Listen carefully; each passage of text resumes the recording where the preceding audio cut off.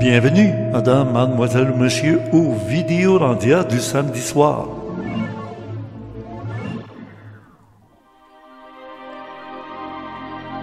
Directement de Mont-Saint-Hilaire, sur la rive sud de Montréal, au Québec, Canada. Oui, le feu était pris quelque part.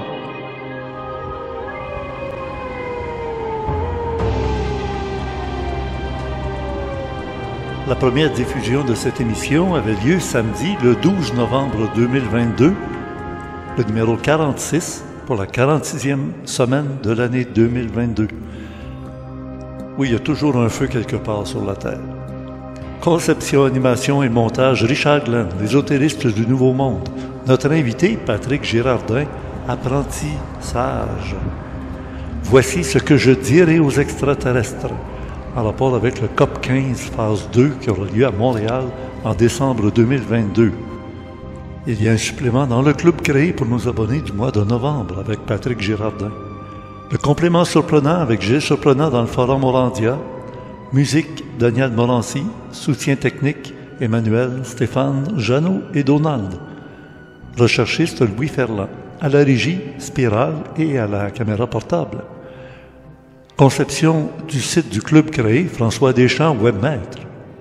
Première d'une série d'invités en rapport avec la préparation au COP 15.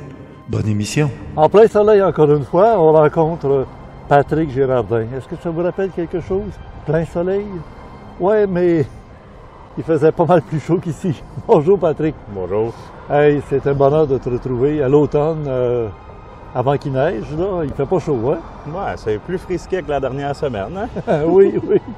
Ben écoute, Patrick, j'aimerais avec toi, tu le sais, on s'est préparé, que tu répondes à une question. Mais avant d'en arriver à parler de ce sujet-là qui concerne le 24 février 2023 avec Patrick Girardin, on se comprend? Je vais lui poser une question sur la fin de notre rencontre, et c'est une question que je vous pose à tous. Il vous représente un peu, c'est lui qui va m'interroger ou qui va me questionner ou qui va donner des opinions, des impressions. Et j'espère que ça va répondre un peu à beaucoup de questions de ce qui vient du public. Donc, tu es le représentant du public. Ah bon? Quel honneur! Et quel poids, hein, la pression de la population. Mais écoute, si je t'ai choisi, c'est parce que je sais que tu es un gars sage, un gars réfléchi. Apprenti sage. Apprentissage, oui.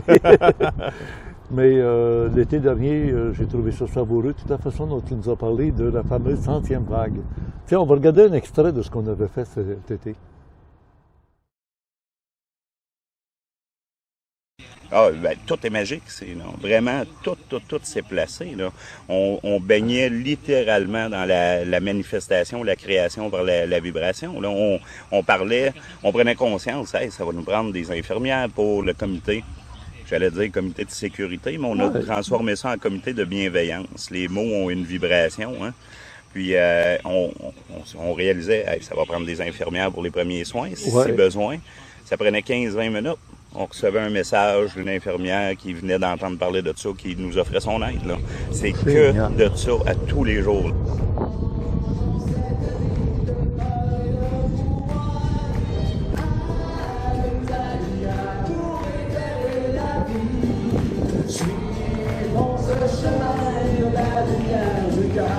Venu le temps de la 100e vague, c'est de passer des ténèbres à la lumière. Où étais-tu pour de vraies retrouvailles vers un nouveau monde que nos rêves touchent terre?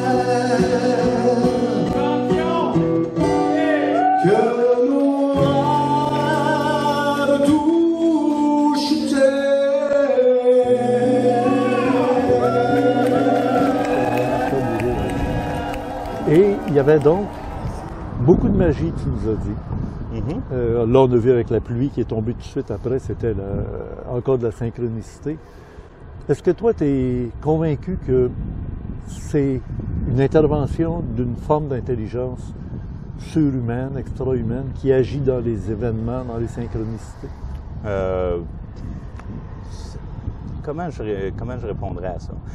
Moi, de la façon où j'ai perçu ça, où j'ai vécu ça, je crois que c'est une conscience collective qui était à l'œuvre présentement. Est-ce que c'est une intelligence extérieure à nous ou si c'est la somme de nos intelligences, nos êtres et notre conscience qui est à l'œuvre, ça je pourrais pas dire, mais il y avait clairement cet aspect-là, puisqu'on vivait des parfaites synchronicités plusieurs fois par jour. Ouais. Ça enlignait tous les besoins matériels, les besoins de gens qu'on avait besoin pour co-organiser ça, co-créer ça. L'appel était énergétique, c'était sur une fréquence, donc que dire de plus? Pour moi, c'est de la magie, c'est de la perfection. Oui. On l'a ressenti. Ça a créé une harmonie. Les gens n'avaient pas de combat d'ego, il n'y avait pas de... Malheureusement, moi j'ai appris, tu me confirmeras si c'est vrai, mais vous aviez des boîtes de dons, parce que tout le monde entrait gratuitement, sauf qu'ils donnaient... contribution volontaire. C'est ça. À leur contribution volontaire, tu appelles ça, oui. Et ils donnaient selon leur capacité financière et tout. Il n'y avait pas d'obligation. Ah, absolument pas. On ne faisait pas de vérification bon, mais là, à l'entrée. C'est-tu vrai ça, que vous vous êtes fait voler une des boîtes de dons? Oui. Il y a une des boîtes de dons qui est disparue, je crois, dans la nuit de vendredi ou de samedi, là, qui devait contenir quelques milliers de dollars. Ah, mon Dieu. Mais c'est pas... Financièrement, êtes-vous arrivé? Je ne demande pas des comptes financiers, là, je ne suis pas le gouvernement. Même si cette boîte de dons-là est disparue, le budget a balancé, il reste quelques $1000 dans le compte. Là. Ah bon? Donc, juste un petit peu pour être capable d'en repartir une autre l'année prochaine? Exactement. Ou on ne sait pas encore, on n'a pas fait de rencontre encore sur ce qu'on allait faire avec ça. Tout ça a été créé d'un coup de génie comme ça qui vous a inspiré? Ben, d'une synchronicité, encore une fois. J'étais en visite chez Juju. Qui est une des co-initiatrices, qui, elle, a parlé. Moi, j'avais fait un événement chez moi au mois de septembre l'année d'avant. Un party qu'on avait transformé en mariage pour contourner un peu les lois de la santé publique puis s'autoriser 50 personnes. C'est vrai, c'était interdit dans ce temps-là. On avait le droit à 20 à l'extérieur, mais si on se mariait, on avait le droit à 50. Fait que j'avais demandé à un de mes amis en mariage. Puis là, dans le fond... Julie, c'est là que je l'ai rencontrée. Puis, quelques temps après, je pense que c'était au mois de mars, peut-être, ou avril, je suis chez elle, puis elle dit « Hey, ce serait le fun qu'on remette le coup, qu'on refasse un autre rassemblement, tu sais, de gens en conscience. » Ça a fait du bien. Fait que je fais comme « Bon, c'est une bonne idée, mais sans plus. » Puis 2 jours plus tard, je suis à Boisbriand, chez Mathieu, 2T. Puis je suis avec mon ami André. Je voulais présenter André à Mathieu. Puis, Mathieu 2T, c'est celui qui a 2T dans le mot Mathieu. Exactement. C'est comme l'apôtre. Les évangiles de Saint Matthieu, c'est avec 2T. Ah non, pas sérieux, dis-y pas ça. Il a suivi un Christ en quelque part. Là, je me retrouve chez Mathieu à Boisbriand, puis je viens d'arriver, on commence à discuter, puis il sort la même proposition que Julie, quasiment mot pour mot, sans que ce soit parlé. Puis moi, comme je me laisse pas mal guider par les petits signes de la vie, les intuitions, quand j'ai 2-3 signes comme ça de la vie, je me pose pas de questions, puis j'y vais, je fonce. Puis, fait que j'ai dit, là, t'es le deuxième qui en parle. André, il y avait aussi des idées qui tournaient alentour de rassembler des gens. Fait que j'ai contacté quelques autres amis, on a formé un petit comité, puis c'est parti. Là, pour l'été prochain, t'as pas prévu quelque chose? Absolument pas encore. Non? Absolument pas. Je te dirais que j'attends le signal, j'attends l'indication que c'est ça qu'il faut faire. Je sais pas si ça va avoir lieu. En même temps, c'était tellement spontané puis guidé tout ça que de le refaire juste pour dire qu'on le refait. Je ne sais pas, j'en ai aucune idée. Potentiellement, je ferme pas la porte, mais je suis pas rendu là, j'ai pas eu de... C'est ça. Je parle à mon public depuis le début des années 80. C'était au début des années 2000. Après ça, ça a été mois de février. Après ça, ça a été fin février. Puis là, depuis à peu près 6 ans, je parle de le 24 février 2023. C'est pour bientôt. Je t'ai mis au parfum de ce qu'on a appelé le COP 15, Sommation extraterrestre COP 15 Copenhague. Et on apprend qu'il y avait 2 ans pour que des autorités qui avaient été réunies dans une petite salle prennent action pour sauver le monde, avec la complicité de ces êtres-là qui étaient venus les choisir, les indiquer que par des hasards, des synchronicités, comme on vient de parler, tu en as connu, tu sais que ça marche, tu sais que ça existe. Ah, absolument. Puis d'autres vont dire c'est de la magie, mais tu as parlé de la magie quand on s'est parlé tous les deux. Il y en avait, hein? Ben, de la magie, on pourrait interpréter ça de différentes façons. Quand l'âme agit, la magie. La magie s'opère, oui, en dehors des zones de confort. Des fois, des fois. Hein? Souvent. Souvent même, OK. Alors là... Ben, c'est peut-être toute une question de fréquence aussi. Et de point de vue. Ben, de l'ouverture de conscience, de perception, mais de fréquence. Tu sais, si on est syntonisé sur une certaine fréquence, on arrive à connecter sur une station de radio. Exemple, si on prend le concept d'une radio, on est des antennes et des récepteurs. Hein? Alors là, je t'amène droit au but. La question que je pose au public et que je te pose par ton intermédiaire, on va en discuter un peu. Ces êtres-là, après les 2 ans qu'ils avaient dit à des autorités qui avaient été choisies, triées sur le volet, oui. Non, c'est bon. Amenés dans la salle de réunion où des extraterrestres leur ont fait vivre 3 étapes initiatiques, là, comme on appelle les psychodrames dans leur tête, comme en réalité augmentée. Tu sais, ceux qui ont des goggles, là, des lunettes, là, ils regardent à gauche, ça tourne à gauche, ça tourne à droite. Tu sais, tout Bon, mais là, ils étaient comme dans le film qu'ils ont vu d'abord l'histoire du monde jusqu'à aujourd'hui, jusqu'à la rencontre de Copenhague en 2009, décembre 2009. Et là, on voyait que les choses tournaient mal. Lentement, là, on s'en allait vers une guerre. On disait l'économie de guerre plutôt que l'économie de paix. Tu sais, la guerre est un mal nécessaire.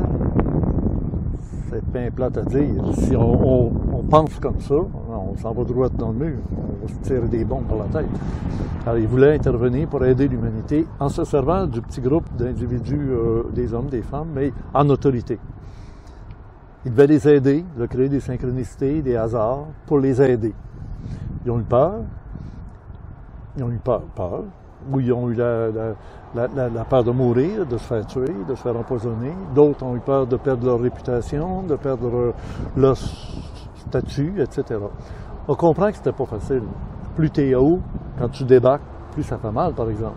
Alors, il y en a qui ont peur de ne pas avoir de parachute qui va ouvrir. Toujours est-il que, après, on leur a montré ce qui potentiellement pourrait arriver de manière dramatique. Puis, une 3e vidéo dans leur tête, dans la fin d'après-midi, on leur a montré que s'ils intervenaient, il y aurait des choses qui changeraient merveilleusement. Puis regardez le monde que vous allez avoir plus tard dans un monde de paix, d'harmonie. Puis ça va être vous qui allez le réaliser. Les gens ne sauront pas qu'on est en arrière pour créer des synchronicités. Tu me suis-tu? Absolument. Et on vous donne 2 ans pour remplir cette mission-là. Les 2 ans se sont passés. Donc on est en décembre 2009. 2010-2011, c'était les 2 années où il y avait des intuitions, des rêves, il y avait des coups de téléphone, il y avait des choses qui devaient arriver, puis ils devaient réagir de telle ou telle manière. Par intuition, ils sentaient qu'il faudrait que je dise ça. Je ne suis pas pour lui dire ça, il va m'haïr après. Je ne suis pas pour faire ça, ils vont me mettre dehors. Tu comprends-tu les pièges? Je comprends très bien. Suivre son intuition, c'est pratiquement tout le temps complètement irrationnel. Tu es capable, toi, de suivre ton intuition? Absolument. C'est pour ça que je t'ai demandé d'être là. Parce que je vais te dire, c'est pas tout le monde qui partirait de rien qu'une idée, puis l'idée qui prend forme, puis finalement, ça fait une réunion marquante. Hein? Tu me l'as dit, tu l'as répété tantôt, il y a des gens qui... Ça a changé leur vie, la 100e vague. Puis il n'est pas fini, la vague, ça continue. Non, pas du tout. On peut surfer sur la vague. C'est le début d'autre chose. Oui, c'est ça. Alors, au bout des 2 ans, après 2010-2011, les 2 ans qu'il y avait, ils ont réuni en décembre 2011 pour se rendre compte que, pauvres vous autres, vous êtes passés à côté de la plaque. C'est un fiasco. Alors, on va être obligé de procéder par l'autre côté de la pyramide. Au lieu d'être en haut, là, les autorités, on y va par la base, de petits peuples. Et pour eux, on leur donne 10 ans. Parce que ça ne se fait pas en criant ciseaux. Quand tu as affaire à une personne qui a à répondre au téléphone pour faire la bonne décision, mais là, c'est des milliards de décisions qu'il faut que soient prises par chaque personne humaine ordinaire. Puis je dirais, le petit peuple, eux-mêmes en font partie aussi. Tu sais, ils ont beau avoir une couronne sur la tête que, regarde, la reine est morte. Hein? Il n'y a pas de bénéfice à être la reine, là. Pas dans l'éternité, disons. Ben, mettons, hein? Alors là, ça veut dire de 2012, et 10 ans plus tard, 2022. Encore une fois, le hasard, ils sont spécialistes de ça. Moi, je dis c'est la science des anges. Le fameux COP 15, il va y avoir un COP 15 cette année en 2022. Rendre des comptes, c'est le grand moment du rendre des comptes. Le petit peuple de toute la terre ont-ils suivi leur intuition, suivi la petite voix intérieure, suivi les opportunités, suivi j'allais dire la mission, car chacun a une mission. Tu sais, c'est comme une graine qui tombe en terre. Sa mission, c'est de germer, de grandir, puis de fleurir, puis de faire des petits. Des petits physiquement, biologiquement, ou des petits, en voulant dire, créer quelque chose qui va perdurer après. Bon. Là, on ne sait pas. Moi, je ne le sais pas encore, mais comment ça va tourner? Sais-tu qu'il y a un COP 15, phase 2, qui aura lieu cette année? Pourtant, les COP, on a vu à Chananchek en Égypte, là, la suite des COP 15, comme 16, comme 17. Là, on était rendu au COP. C'est en fonction des années, ça, COP 15, c'est en 2015? Non, oui, non. C'est ça, en chaque année. À partir du moment où ils ont commencé, ils en font un à chaque année. Puis là, bon, ben, le 21, c'était à Paris. L'année d'après, c'était une autre ville. Après ça, une autre ville, un autre pays, une autre ville.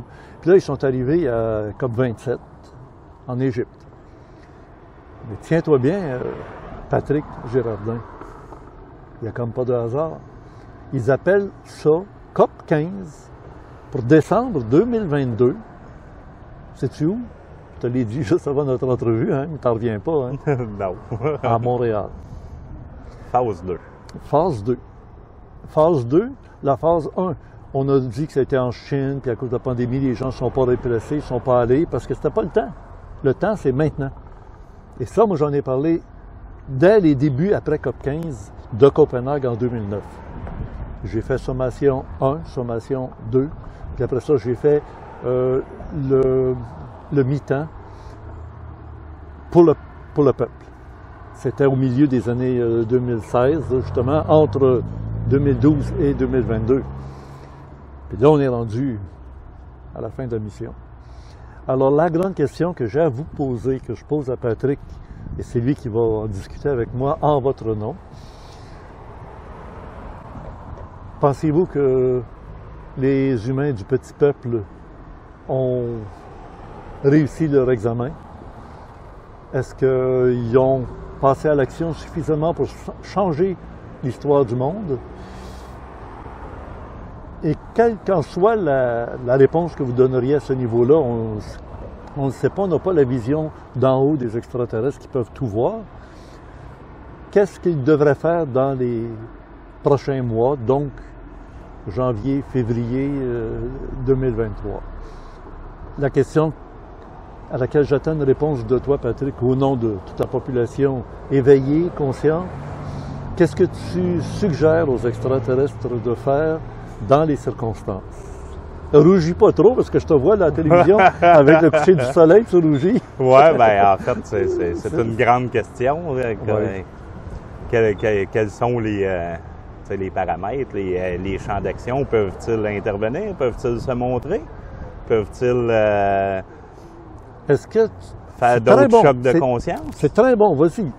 Est-ce que tu penses que c'est une bonne idée qu'ils se manifestent ouvertement, que là, tout le monde soit frappé par « Hey, il existe ». Moi, je là, pense qu'on est dans un grand temps de révélation, où il y a énormément de voiles qui se lèvent sur des mensonges qui étaient omniprésents depuis très longtemps. Puis mais ces voiles-là révèlent d'abord la nature humaine. Absolument. Alors, est-ce que c'est déjà le temps d'aller révéler la nature de ces êtres extraterrestres qui attendent qu'on les rejoigne? Je crois qu'il y a assez d'humains présentement là, qui ont suffisamment cheminé pour pouvoir accompagner un très, très grand nombre dans ce choc de conscience-là. Et que ça peut être bon pour l'ensemble du monde qui est encore complètement fermé. Ben, encore là, à quel pas. niveau peuvent-ils nous soutenir et intervenir? Est-ce qu'on peut se permettre un petit chaos temporaire sans briser toute la chaîne alimentaire, exemple? Parce qu'on s'entend que s'il y a de la nourriture, puis il y a des toits, puis un petit peu d'énergie, il n'y a pas de problème. Est-ce qu'ils peuvent nous soutenir à ce niveau-là? On peut s'occuper du reste. Alors, c'est la question. Est-ce que si tu avais contact avec ces êtres-là, tu leur dirais, ben moi là, en tant qu'humain, parce que tu n'es pas en autorité dans une entreprise ou dans un gouvernement, ou c'est ça, tu te représentes toi-même. Je commence à peine à être en autorité sur moi-même. C'est très bien dit, Patrick, c'est très bien dit. Alors, tu penses-tu que les gens qui n'ont pas encore fait tout ton cheminement personnel, d'introspection, de travail, sont prêts à accueillir un étranger, l'alien, tu sais, en anglais on appelle ça un alien, là, l'étranger. C'est sûr que l'ensemble là, ne sera pas prêt, mais l'ensemble ne sera jamais complètement prêt non plus. On n'est jamais prêt, on n'est jamais complètement prêt à faire un saut dans le vide ou à faire un saut de conscience. Alors, je joue le jeu. Donc tu dis, il serait peut-être temps qu'il se manifeste. S'il se manifeste, OK, mettons, s'il se manifeste, qu'est-ce que tu penses qui va arriver le lendemain de la nuit ou du jour? Parce que s'ils se manifestent dans un pays où c'est le jour, l'autre bord de la terre, c'est la nuit. Puis s'ils veulent se manifester simultanément partout, ben il y en a qui ça va être le jour, l'autre la nuit. C'est absolument certain que dans les premiers jours, on est dans un état de crise, un état de panique et d'incompréhension. À moins que, comme on l'a vu peut-être dans Arrival, un film de Villeneuve. Oui, excellent film, mais même tu dans vois le film comment ça se passe? Ils interviennent juste au moment où les armées sont sur le bord de s'attaquer. Puis là, la petite fille, là, elle prend le téléphone cellulaire. Souviens-toi, même dans le film de Villeneuve, pendant qu'ils sont là, sans vraiment établir de canaux de communication avec le grand public, il y a de la panique dans la société. Ben oui, parce que tout le monde en entend parler. Ils sont partout. Qu'est-ce qui se passe? Ils sont arrivés partout sur la planète. C'est sûr qu'il y a une phase comme ça, mais en même temps, on commence à être habitué avec les états de panique. On a de l'expérience. On est beaucoup moutons silencieux qui va mettre le masque, qui va rester renfermé dans la bergerie, pendant qu'à l'extérieur, ils courent après les moutons noirs là, qui veulent se sauver, qui veulent pas faire comme tout le monde. Mais si ce qui venait de se passer était justement une préparation à plus grand. Ah! Parce que moi, ce que je vois, là... Mais pourtant, ça a l'air très négatif, là. Toi, tu as l'air de dire que ça peut être positif. Moi, ce que je vois, c'est excessivement positif, là. Ce que je vois, c'est de l'élévation de conscience partout. Partout au Québec, mais partout sur la planète. Alors, est-ce qu'on est prêt vraiment? Est-ce que... j'en ai aucune idée, là. Je suis pas omniscient, puis j'ai pas cette perception-là. Moi, personnellement, je serais prêt à ça. Je suis convaincu, je connais des gens que ce serait un très, très gros choc, mais je pense qu'on est suffisamment de gens prêts à accepter cette réalité-là, puis qui seraient en mesure d'accompagner les gens. C'est pas une menace, de toute façon, non? Oui. C'est pas une menace. Oui, c'est une menace. Oui, c'est une menace. Pour beaucoup de gens, c'est une menace. Parce qu'ils vont arriver avec quoi? Une nouvelle science de médecine? Une nouvelle science, j'allais dire une science militaire? Une science de laboratoire? C'est notre système économique qui tue la vie. Voilà. Ah bon. Ah, OK. Ah bon. Attends, répète-moi ça, là. C'est une menace à notre système économique qui, au final, tue la vie, tue l'existence. Ah bon. Et joue à l'apprenti sorcier en modifiant l'ADN, en essayant de faire des mutations, des manipulations génétiques, des organismes génétiquement modifiés, sans savoir vers quoi on s'en va et qu'est-ce qui va arriver. OK. Donc, si eux autres arrivent en t'écoutant, ils apprennent du même coup que il faut tout éliminer ce qu'il y a dans le monde actuellement. Là, il faut tout défaire ce que le monde est. Parce que le monde a l'air d'être complètement tout croche. Ça ne tient pas debout. Es-tu d'accord avec ça? Bon. Donc, le rôle, ça va être de passer évidence. Je vais ramasser toutes les vidanges. En fait, là, tu m'amènes dans plein de scénarios futurs possibles. J'y vais d'après tes réponses et j'essaie de me placer à leur point de vue pour dire, écoute, si les gens nous disent, venez réparer la planète, tout s'en va chez le diable, tout est en destruction, démolition, en pollution, tu sais. Mais pourquoi? Les COP sont justement là pour aider les gens à éviter de il existe déjà plein de technologies pour remplacer ce qui détruit la vie. Là. Ouais. Il existe déjà des connaissances et des ouvertures de conscience. On va montrer qu'il y a encore de la lumière, hein, même si ouais. On est à l'ombre, mais le soleil se couche lentement. Oui. Plus ça va, plus les gens qui travaillent dans l'énergie, les guérisseurs naturels, découvrent des nouvelles capacités, découvrent des nouvelles puissances énergie pour aider les gens au niveau de la santé. Au niveau de la technologie, on le sait, là, c'est bien connu qu'il y a des technologies. On n'est pas obligé de runner au pétrole et à l'électricité. Il existe plein d'autres choses qui sont maintenues cachées. Donc, ouais.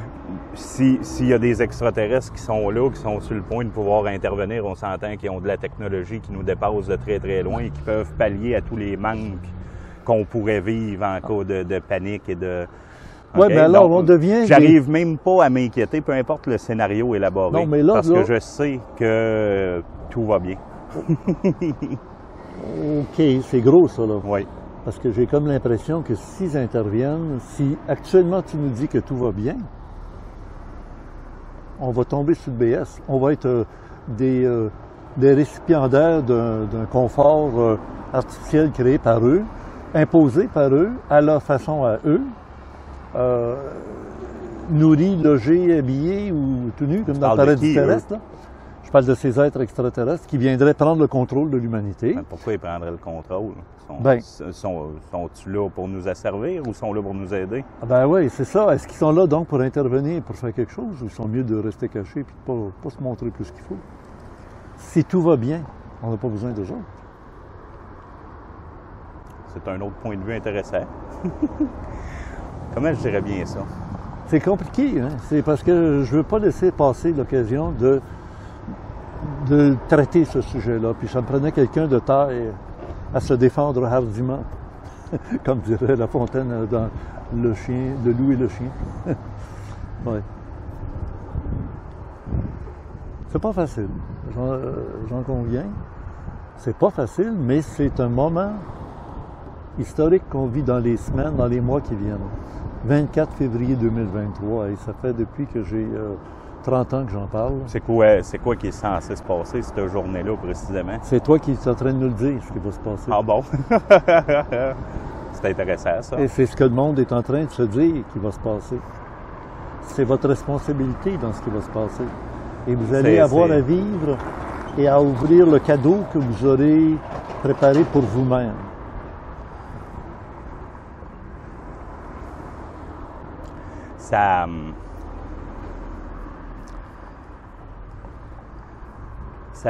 Comment je dirais bien ça?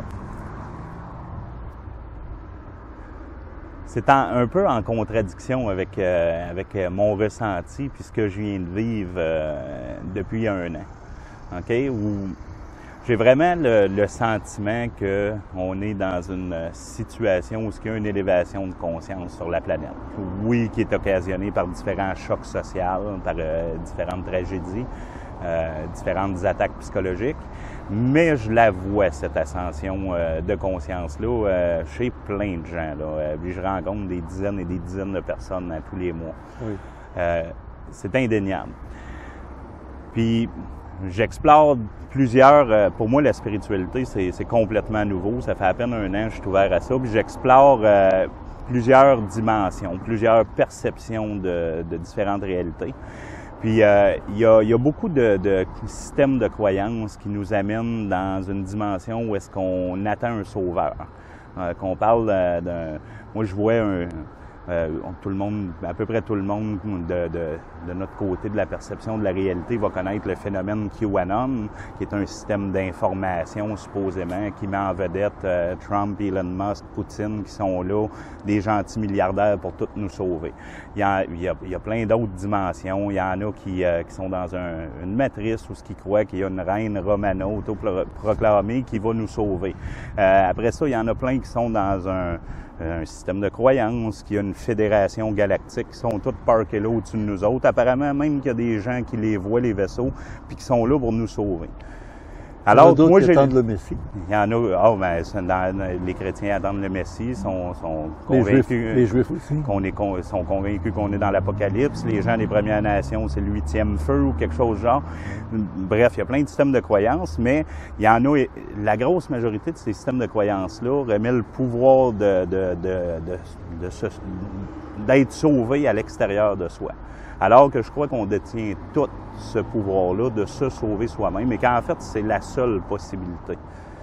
Que par le travail intérieur, que par la prise de conscience, l'humilité, la rédemption, on puisse se libérer et se sauver soi-même. C'est pour ça que quand tu m'amènes dans le scénario qui sont là, qui sont prêts à intervenir ou pas, j'attends plus ça. Moi, j'ai l'impression d'être déjà sauvé parce que j'ai acquéri une paix intérieure, j'ai acquéri un bonheur. Demain matin, là, il y a une météorite qui frappe la planète, là. Oui. Ça m'est égal parce que je suis heureux, puis je suis heureux d'avoir vécu une année heureux comme ça. Tu comprends? Puis je sais que le matériel, la matière dans laquelle on est présentement, c'est une illusion, c'est une densité, c'est une dimension, mais que ce n'est pas l'absolu. Ce n'est pas l'absolu. Que dans l'absolu, il y a autre chose. Moi, j'ai pas été visiter d'autres côtés. Donc, Patrick, ça veut donc dire que tu dirais qu'ils restent chez eux, ces êtres-là, qui nous laissent vivre ce qu'on a vécu. Qui continuent à faire ce qu'ils font, je sais pas vraiment ce qu'ils font, autre qu'activer les synchronicités, comme tu peux dire. Oui. Si c'est ça qu'ils font, qu'ils continuent, parce que comme c'est là, ça va très bien au niveau de l'élévation des consciences. Oui, je suis conscient qu'il y a un plan machiavélique qui est en train d'avancer au niveau de la planète, mais en même temps, l'intelligence collective qui est en train d'envahir le cœur des gens est tellement puissant que toutes leurs petites bébelles puis leurs armes sont anodines par rapport à la puissance qu'on détient quand on se met ensemble. Là, je comprends que tu dirais, faites confiance à l'humanité, mais aidez-nous. Mais continuez à être là comme vous faites là. Continuez à nous aider un peu, des petits coups de pouce au bon moment, puis c'est parfait. Tout va aller pour le mieux. Dans le meilleur des mondes ou dans le pire des mondes, mais tout va s'améliorer, ça va devenir le meilleur des mondes. Moi, j'ai aucun doute là-dessus. Je suis même plus capable de m'inquiéter. Par l'humain. Par l'humain, sans intervention extraterrestre. Sans intervention extraterrestre, je sais pas c'est quoi. C'est peut-être les extraterrestres, c'est peut-être nos consciences supérieures. Il y en a qui croient que c'est nos esprits. Peu importe les croyances qu'on a, pour moi, c'est clair qu'il y a une intelligence supérieure et bienveillante qui nous aide depuis un bout. J'ai pas de doute là-dessus. Je le vois à l'œuvre quotidiennement. Oui. Donc, si c'est eux, continuer. Peu importe c'est qui, continuer. Mais je suis convaincu que j'ai aucune idée de comment ça va se réaliser, comment ça va se matérialiser, mais je suis convaincu que c'est en œuvre, c'est en place, que ce n'est qu'une question de temps et de bon moment. Oui. Je suis un très, très grand optimiste et utopiste, j'en suis conscient. C'était bon. Ça nous fait une trentaine de minutes, fait qu'on fait la pause du milieu. Puis on va peut-être le déménager aussi, hein?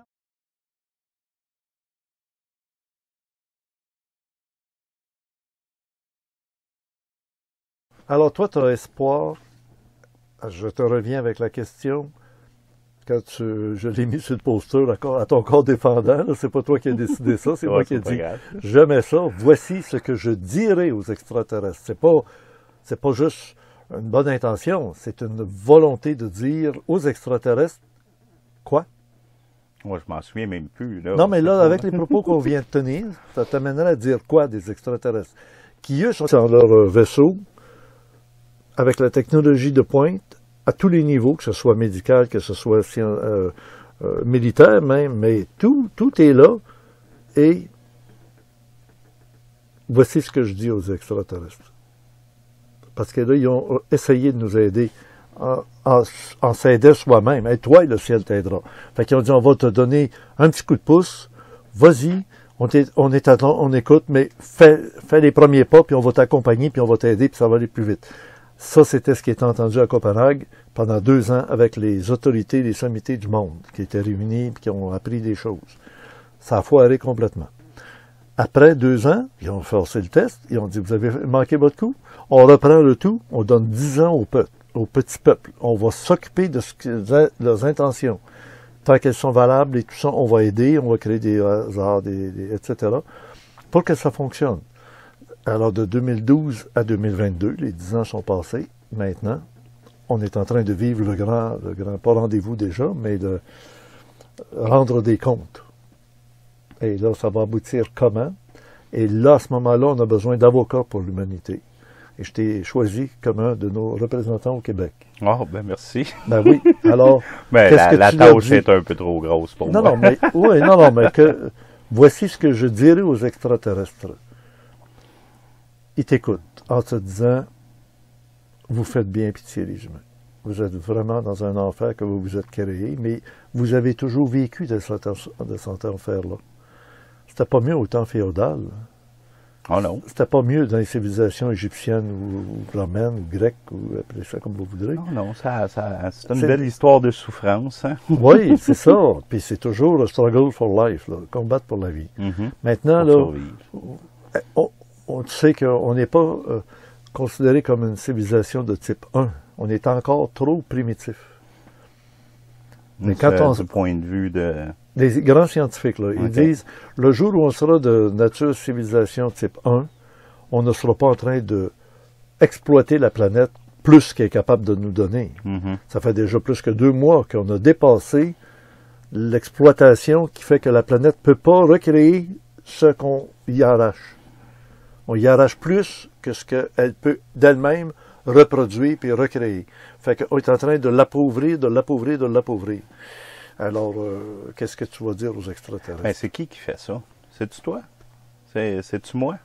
Oui, regarde, j'ai 2 cellulaires ici, là. Ben, pourquoi t'en as 2? Ben, parce que ça m'en prend, parce que c'est des caméras en même temps. Il y en a une là, puis il y en a une autre pareille ici, là, qui pourrait servir dans un autre angle.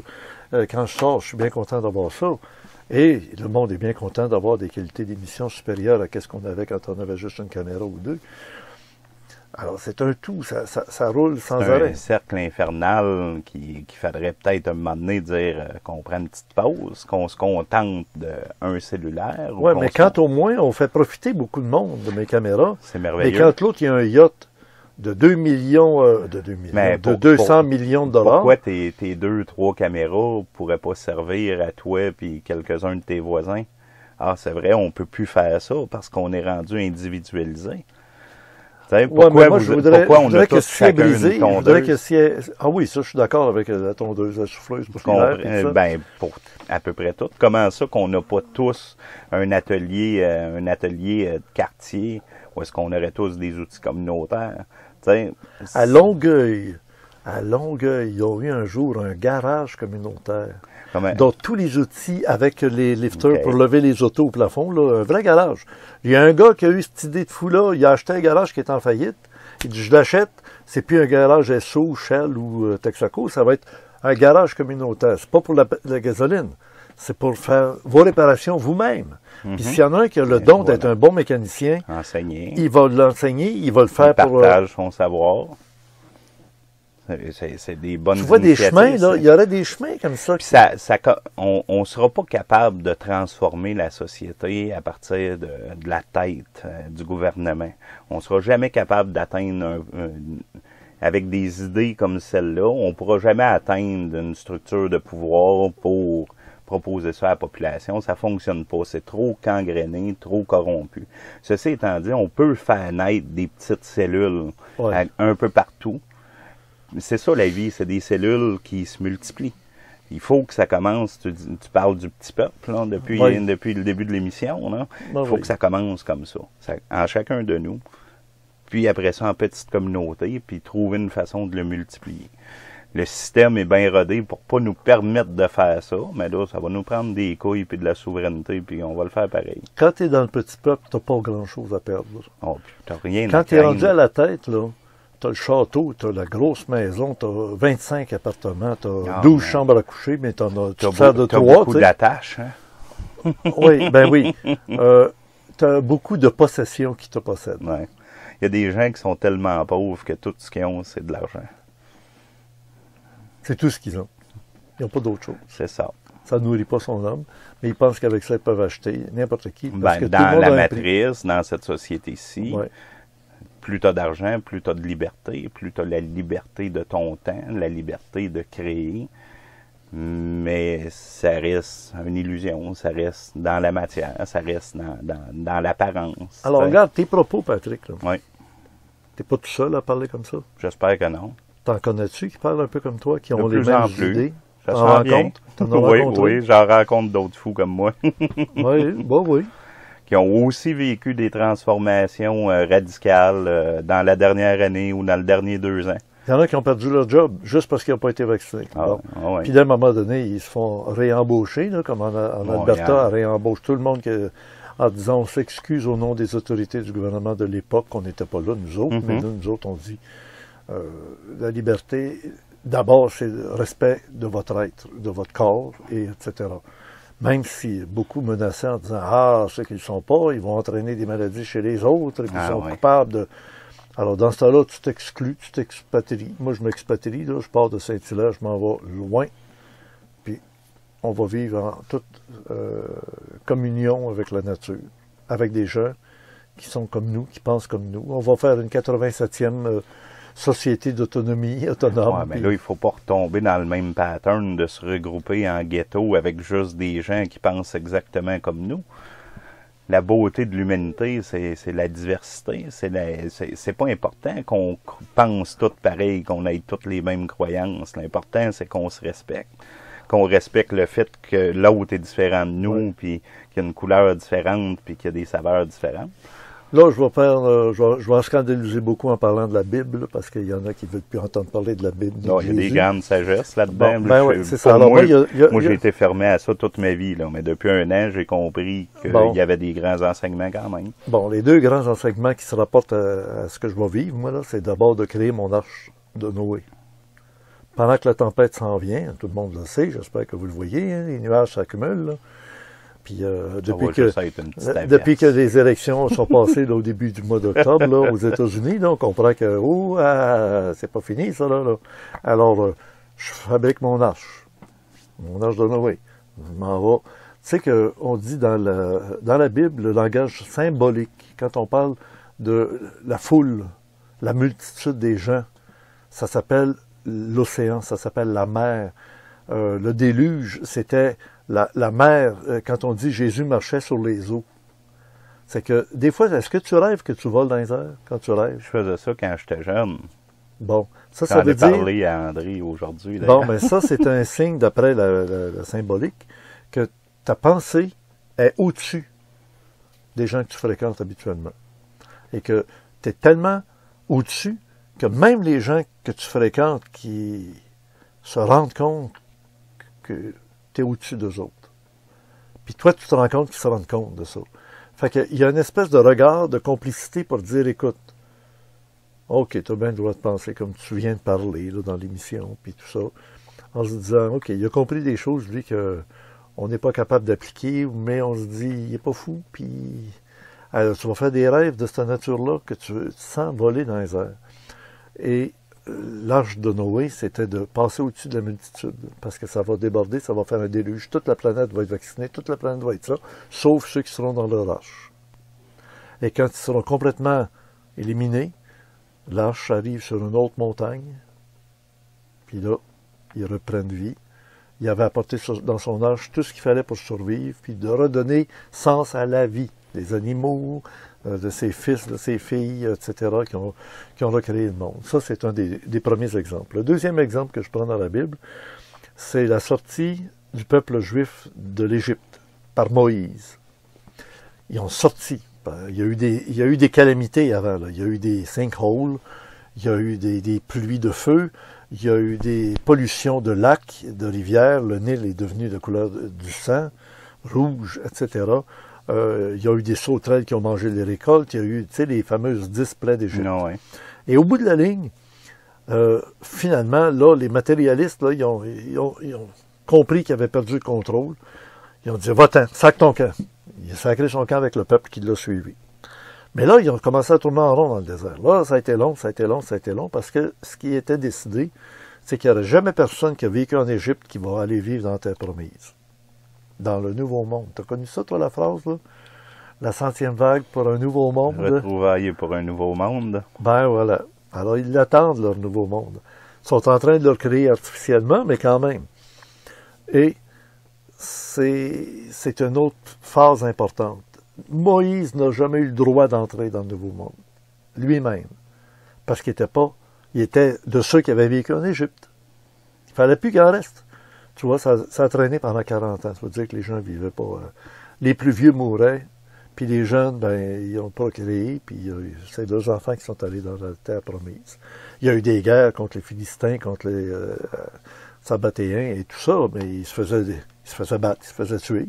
Mais il a resté la crème de ceux qui étaient les descendants de ceux qui avaient vécu en Égypte, qui étaient morts avant d'arriver à la terre promise. Et je pense que ce qui nous attend bientôt, c'est une terre promise. Un Moïse qui va entraîner des gens à vivre quelque chose et ça va être douloureux, la transition. On dit ça va être aussi souffrant que les douleurs d'une femme enceinte. Ouais, mais au bout de la ligne, c'est tellement jouissif d'avoir le bébé qu'elle ne pense plus après ces douleurs. La souffrance, là, il y en a énormément au moment où on se parle. Là. La souffrance psychologique, la détresse... On vient de dépasser, au début de la semaine, cette semaine, les 100 millions d'importés ou de déportés. Okay. 100 millions de personnes qui n'ont plus de domicile, qui n'ont plus de terre promise ni de terre natale. Ils ont quitté leur terre natale, ils sont allés à Diandrovskepura, puis là, ben, ils sont accueillis dans des ghettos avec des clôtures puis des fils barbelés.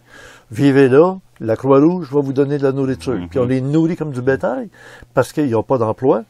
Pire que ça, on a beau, comme l'UNESCO et d'autres, essayer de récupérer le monde de là pour leur donner un sens à leur vie. Ils n'en ont plus de sens. Là. Ils sont à la gare, là, puis ils regardent le ciel, puis ils regardent la poussière à terre, puis ils mangent. Quand ils reçoivent, ding, ding, ding, la cloche sonne, ils se dépêchent d'aller chercher de la nourriture. Puis demain, ça va être la même chose. Puis après-demain, la petite fille qui a 10 ans aujourd'hui, là, qu'est-ce qu'elle va faire dans 10 ans? Elle va avoir 20 ans. Elle fera rien. Elle n'a pas été instruite, elle n'a pas été éduquée.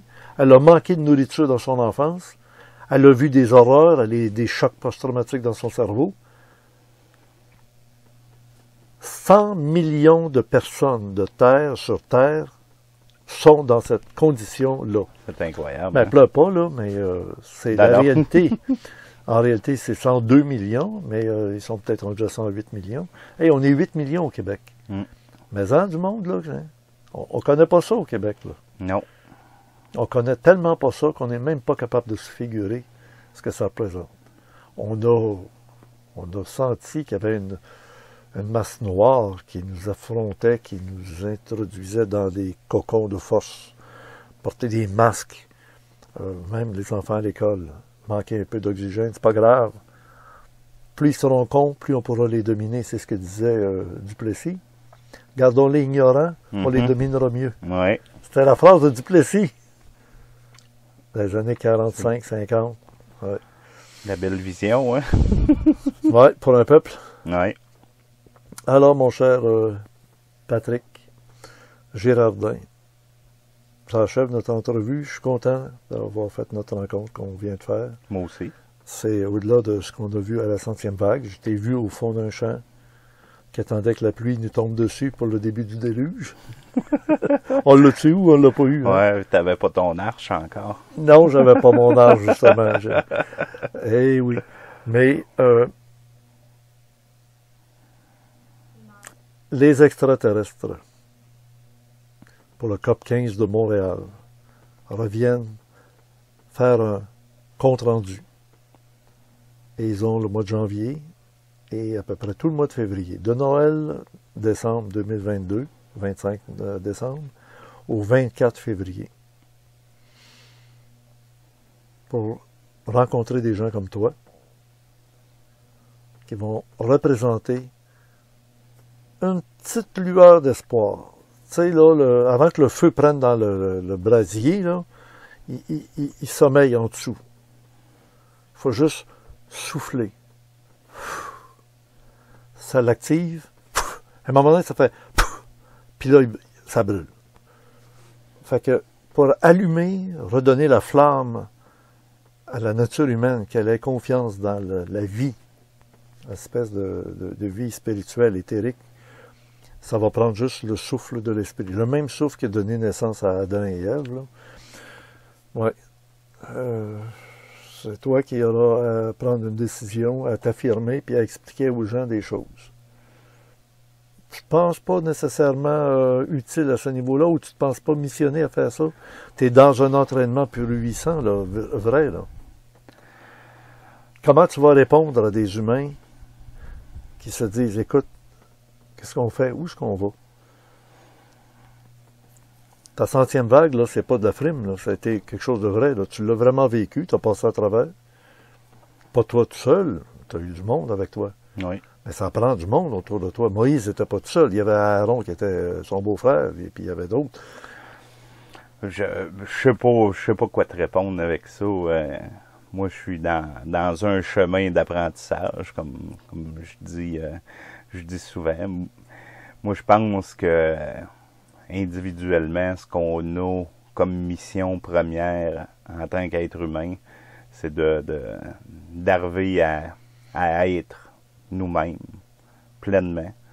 Puis ça passe par le voyage à l'intérieur de soi. J'attends un mot de toi. C'est quoi que t'attends? Oui, j'attends un mot de vous autres aussi à la maison, là. Être disponible. Mm-hmm. Juste ça.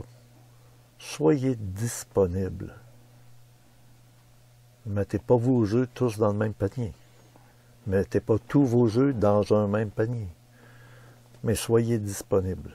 Parce que ce qui s'en vient, ça va être une tâche surhumaine. Et ça va prendre des surhommes. Oui, ça va prendre des surhommes pour être capable de passer à travers la transition d'un monde pourri, dans lequel tout semblait être parfaitement organisé et ordonné pour nous amener à en prendre conscience qu'on mérite mieux que d'une déchéance continuelle, un appauvrissement à la fois intellectuel, physique, moral, mental, spirituel. Tout ça, là, c'est un grand changement qui doit arriver. Puis, c'est très étrange, mais tu as quand même compris qu'à travers toutes les vicissitudes, les erreurs produites par des systèmes, que ce soit politiques, logos et d'autres, des erreurs, mais il y a eu une prise de conscience qui a été faite par la base. Mm-hmm. Le petit peuple, c'est ceux-là qui sont montés aux barricades avec des émissions de télévision dans des réseaux, comment est-ce qu'ils appellent ça, là? Comment? Alternatifs. Hein? Le message est demeuré, tu sais, c'est ça, là, la lumière, la flamme en dessous du buisson, là. Mm-hmm. Puis toi, tu en as fait partie de quelque chose d'important parce que c'était pas deux gars dans un studio qui parlent. Tu as rassemblé, vous avez, avec ton équipe, rassemblé des centaines de personnes dans un lieu, toutes des personnes beaux, bien, fins. Beau, bon, bien, moi je dis toujours. Beau, bon, bien. Beau, bon, bien, oui, oui. Ouais. Beau au lieu d'être laid, bon au lieu d'être méchant, et bien au lieu d'être mal. Alors, on s'occupe pas du côté négatif, on s'occupe des beaux, bons, bien. Réunissons-les, puis on va réussir à faire quelque chose de super beau, super bon, super bien. Je sais pas encore comment, mais je sais qu'on va y arriver. Parce que tu es disponible. Il faut. Voilà. Et pour ça, il ne faut pas être attaché quelque part. Ben, comme je disais tantôt, moi, je suis un extrémiste, là. Je suis le gars le moins équilibré sur la planète, là. Dans le sens que... Oui, très conscient. J'ai toujours... Toi, tu voudrais dire que... tête baissée dans ouais, toi, tu voudrais dire que d'être équilibré, ça serait de te baisser la tête puis d'aller travailler tous les matins. Non, faire mais... 2 heures de route inutilement à gaspiller de gasoline, à attendre de passer. C'est pas ça que je te dis, mais je non, te ben dis non, que ça n'a bien, pas de sens non plus ce que je fais, tu sais, pour le commun des mortels, tu sais. Ça marche?